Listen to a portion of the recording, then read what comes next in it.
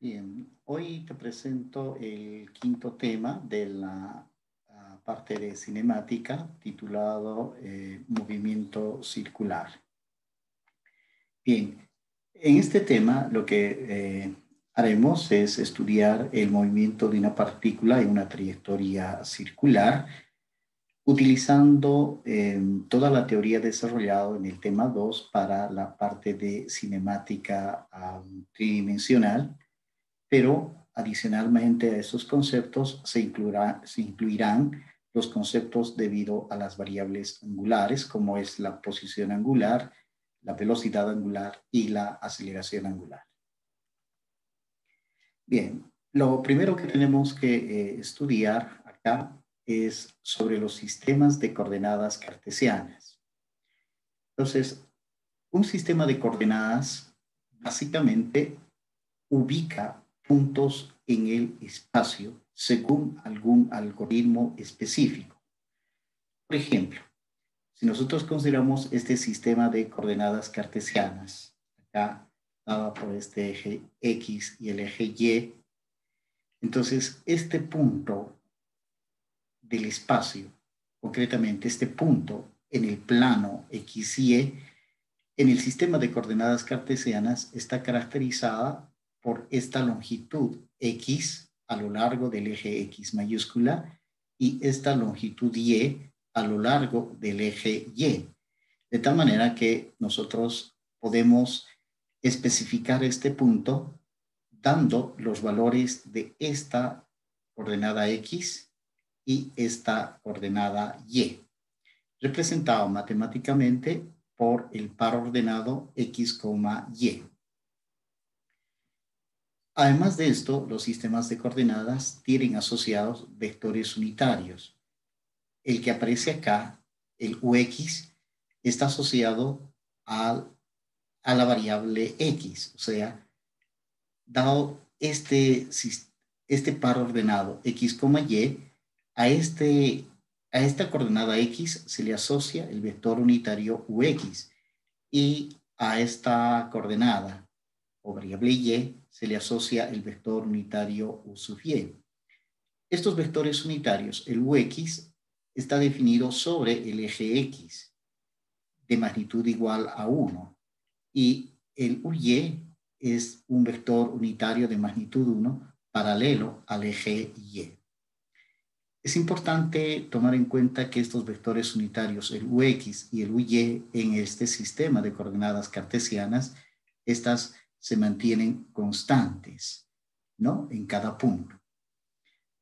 Bien, ahora otro detalle importante para los fines de la cinemática es la representación de este vector de posición R en este sistema de coordenadas, que ya recordamos estaría dada por la coordenada X, U de X, más Y, U de Y, donde X es esta longitud X que caracteriza este vector de posición R y Y sería esta coordenada paralela al eje Y. Y el UX son los vectores unitarios UX y acá el vector unitario U sub Y, ¿no? Entonces, es importante recordar que el UX y Y son constantes, quiere decir que si estoy interesado en ubicar los vectores unitarios en este punto, esta es la dirección del UX y esta es la dirección de Y. Pero si yo estuviera interesado en este punto especificar los vectores unitarios, este sería el vector unitario UX y este sería el vector unitario UY, que llegan a ser constantes en magnitud y en dirección. No cambia la dirección del UX, tampoco la dirección del vector unitario U sub Y. Otro sistema de coordenadas se utiliza y principalmente en el movimiento circular es el sistema de coordenadas polares. En este caso, este sistema de coordenadas polares ubica un punto en el plano, en este caso específicamente en el plano, este punto P, por otros dos tipos de variables. Uno que se llama la distancia radial, que sería la distancia desde el origen del sistema de coordenadas hasta el punto en cuestión, en observación. Entonces, esta sería la primera coordenada, la distancia radial horizontal que se denota con la letra R, ¿no? Y este ángulo phi, el ángulo phi, que hace el eje X con esta recta R. Entonces, en el sistema de coordenadas polares, resulta que un punto del espacio, este punto del espacio, está especificado por este par ordenado, R, phi. R, distancia radial horizontal, y phi, el ángulo que forma el eje X con la distancia radial R. Este ángulo se toma con un signo positivo cuando este ángulo es generado en dirección antihoraria. Y por supuesto tendrá un signo negativo si se genera en dirección horaria. Bien, entonces acá lo que tenemos que ver también que asociado a esta variable R tenemos el vector unitario UR, y asociado a la variable phi tenemos el vector unitario u sub phi. ¿Cuáles son las direcciones de estos dos vectores unitarios? Resulta que este vector unitario UR tiene la misma dirección radial horizontal, es decir, sale del origen hasta el punto en cuestión, y si nosotros continuamos esta dirección, acá tendremos este vector unitario U sub R. El U sub phi se utiliza, se marca esa dirección utilizando la regla de la mano derecha. Si el dedo índice está marcándonos el UR, entonces estos dedos me marcarán el U de phi, tal como ocurre en el sistema de coordenadas cartesianas. Si este es el vector unitario, por decirles UX, entonces miren, este llegaría a ser el vector unitario UY, o si ustedes quieren, si este es UX, este es UY, ¿no? Entonces acá, este sería el vector unitario UR y este sería el vector unitario U de phi. Entonces, en nuestro gráfico, UR tiene la misma dirección radial, R, UR y U de phi. Sus magnitudes de UR y U de phi son iguales a 1. Y importante entender que estos dos vectores forman un ángulo de 90 grados.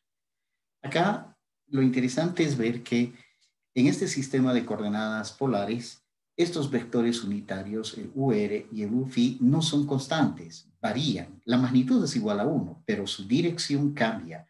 Por ejemplo, si estamos interesados en calcular acá el vector unitario UR, entonces trazo la recta y en esta sería la dirección UR, es diferente a esta. Y el U de phi, por supuesto, esta otra, que también llegaría a ser diferente a este de phi. Es decir, en este punto, el UR estaría marcando en esta dirección y el U de phi en esta dirección, ¿no?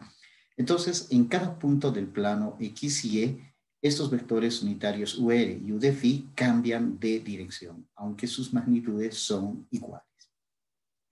¿Dónde está lo interesante del sistema de coordenadas polares? Acá, si nosotros queremos representar el vector de posición de este punto, o este vector, que la marco desde el origen hasta el punto P, este vector R, veamos que este vector R es paralelo al vector unitario UR, de tal manera que este vector de posición R en este sistema de coordenadas polares podemos nosotros representar por esta distancia radial R multiplicado por este vector unitario U sub R. Es decir, es importante notar acá que este vector de posición en el sistema de coordenadas polares tiene solo una componente, es R U de R. En cambio, veamos la comparación con el vector de posición en el sistema de coordenadas cartesianas, tiene dos componentes, X U de X más Y U de Y. Entonces, en el plano, este vector de posición, usando el sistema de coordenadas cartesianas, es un problema bidimensional, pero el vector de posición expresado en coordenadas polares es un vector unidimensional. Ahí radica la importancia. Ahora, no es que porque es unidimensional todos los problemas deberíamos resolverlo en forma polar. Todo depende del tipo de problema que se vaya a resolver. En algunos casos, este formato es simple, pero en otros casos podría ser complicado y se puede usar el sistema de coordenadas cartesianas, ¿no? Siempre tenemos alternativas para resolver los problemas.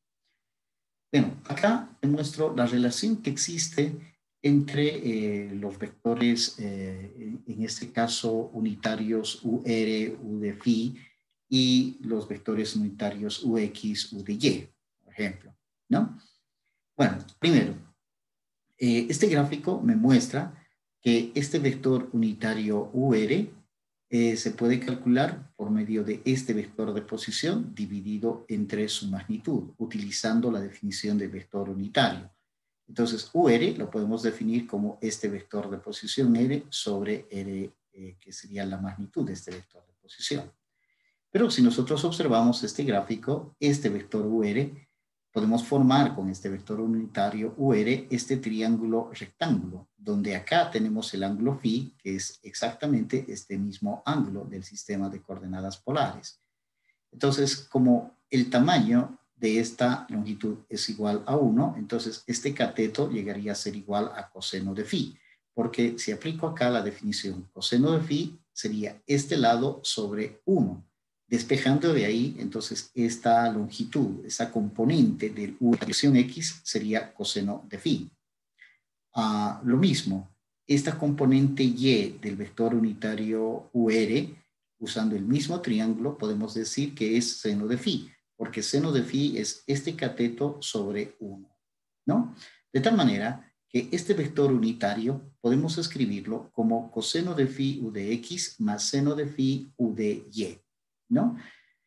Esta misma expresión ya la habíamos obtenido en cinemática tridimensional. Sería bueno que se repase esa parte. Bien, acá lo mismo. Este vector unitario u de phi forma este triángulo rectángulo, donde este ángulo phi, por rectas perpendiculares, encontramos que phi se repite en este sector. Pero este u de phi lo puedo ver como la suma de este vector más este vector.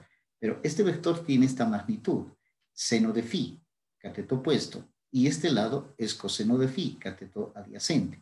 De tal manera que este u de phi nosotros podemos escribirlo de esta manera, como menos seno de phi, porque para llegar a este vector tenemos que sumar este vector, que es contrario al eje x, por eso lleva el signo menos, más este vector que está paralela al eje y. Es decir, u de phi va a ser igual a menos seno de phi u de x más coseno de phi u de y.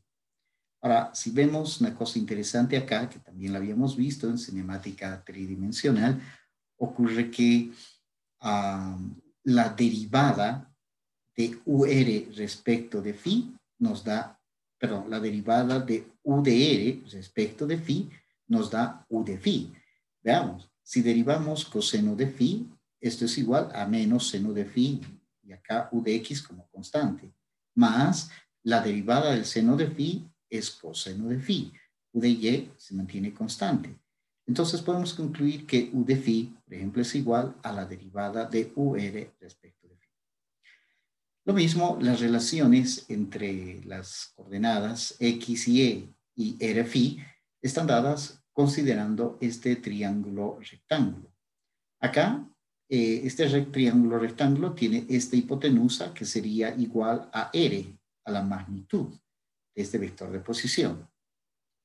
Y X sería este cateto adyacente. Y Y sería el cateto opuesto. Y acá tendríamos el ángulo phi. Entonces, si nos dan como dato esta distancia radial R y el ángulo phi, entonces esta distancia X podemos calcular por medio de la función coseno. Es decir, coseno de phi sería X sobre R. Despejando X, encontramos que X va a ser igual a R por coseno de phi. Lo mismo acá, seno de phi, cateto opuesto, que sería Y sobre R. Si despejamos Y, nos da que Y va a ser igual a R seno de phi. Entonces, este par de ecuaciones nos permite calcular el X y el Y una vez conocida el ángulo phi y la distancia radial. O sea, nos permite transformar las coordenadas del sistema polar al sistema cartesiano. El caso inverso Veamos, si ahora conocemos esta longitud X y esta longitud Y, entonces esta longitud R, que sería la hipotenusa, podemos calcular con el teorema de Pitágoras y decir que R, o sea, esta longitud, toda esta longitud, va a ser igual a la raíz cuadrada de X cuadrado más Y al cuadrado.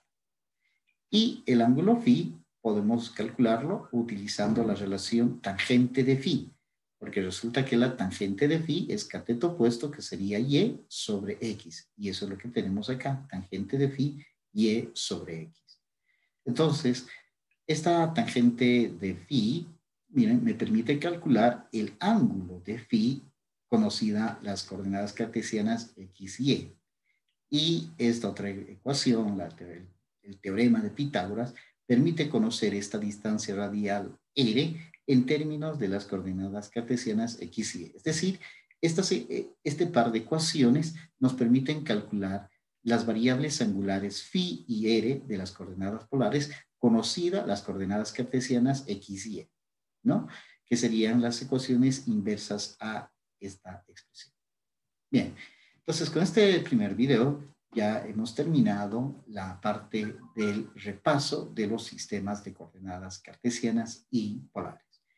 Ya en el siguiente video analizaremos en concreto el movimiento circular, ¿no? Para lo cual, entonces, les invito a seguir el video número